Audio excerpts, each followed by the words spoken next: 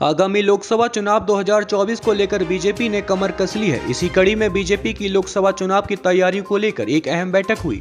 यह बैठक बीजेपी राष्ट्रीय उपाध्यक्ष लक्ष्मीकांत वाजपेयी, प्रदेश प्रभारी दुष्यंत गौतम और सह प्रभारी रेखा वर्मा की मौजूदगी में आयोजित की गई।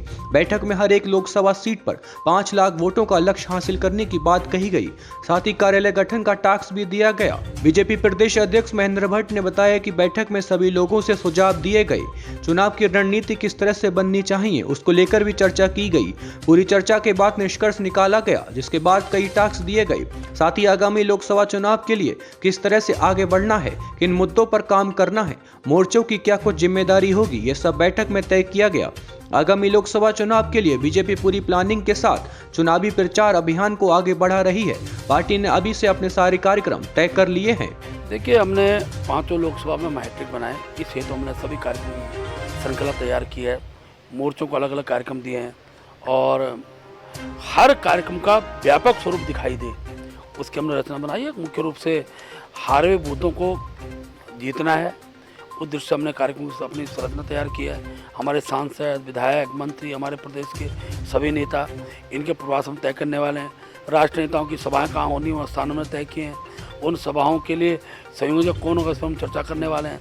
हमारा प्रत्येक लोकसभा के अंदर कॉल सेंटर बन रहा है, उस कॉल सेंटर की व्यवस्था किसके पास रहेगी, सबकी चर्चा की है। पूरे दिन की बैठक थी और सार्थक बैठक रही। अनेकों सुझाव आए हैं, उन सब सुझावों पर पार्टी आगामी दिनों में अपनी रणनीति बनाएगी। वहीं कांग्रेस प्रदेश अध्यक्ष करण मेहरा ने ईवीएम का हवाला देते हुए कहा कि सरकार ईवीएम के दम पर कुछ भी कर सकती है। उन्होंने आगे कहा कि सरकार को एक बार चुनाव बैलेट पेपर से भी करवाने चाहिए, क्योंकि जब पोस्टल बैलेट गिने गए है, जो अभी हालिया चुनाव है, पोस्टल बैलेट में आपने देखा होगा एक तरफा जीत एक पार्टी की हो रही थी और पोस्टल बैलेट भी कोई ना कोई व्यक्ति ही देता है, कोई मशीन नहीं देती। तो ये रैंडम जैसे आप करते हो, आप 200 लोगों से इंटरव्यू लेते हो, उसमें अंदाज लगा लेते हो भाई किस तरीके की ओर को परिणाम जा रहा है। पोस्टल बैलेट भी इसी समाज में रहने वाले लोगों ने दिए, उसमें एक बड़े अंतर से एक पार्टी जीत रही थी। अचानक ईवीएम खुलनी शुरू हुई और मामला चेंज हो गया।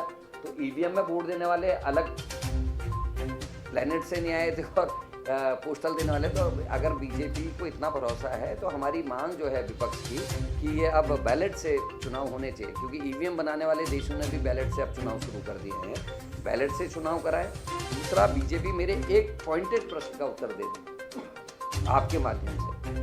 मैंने ये कहा था कि बीजेपी को ये स्पष्ट करना चाहिए देश में कि सुप्रीम कोर्ट के चीफ जस्टिस को इलेक्शन कमिश्नर के नियुक्ति की प्रक्रिया से बाहर करने के लिए आपने इतनी ताकत क्यों लगाई? ऐसा क्या कारण था भाई, क्या दिक्कत थी? सुप्रीम कोर्ट का चीफ जस्टिस अगर किसी की नियुक्ति में प्रतिभाग करता है तो उसको हटाने की जरूरत क्या पड़ी? और उसको हटाने के लिए जो आपने प्रयास किया, आपने 143 सांसदों को संसद से उतने दिन के लिए बाहर कर दिया, केवल इसलिए कि आप सुप्रीम कोर्ट के चीफ जस्टिस को उस प्रक्रिया से बाहर कर सके। इस बात का उत्तर दे दीजिए। 400 पार या 400 से नीचे की बात खुल के आ जाएगी। और 400 पार उन्होंने वोटों और चुनाव के लिए नहीं कहा, 4 पार।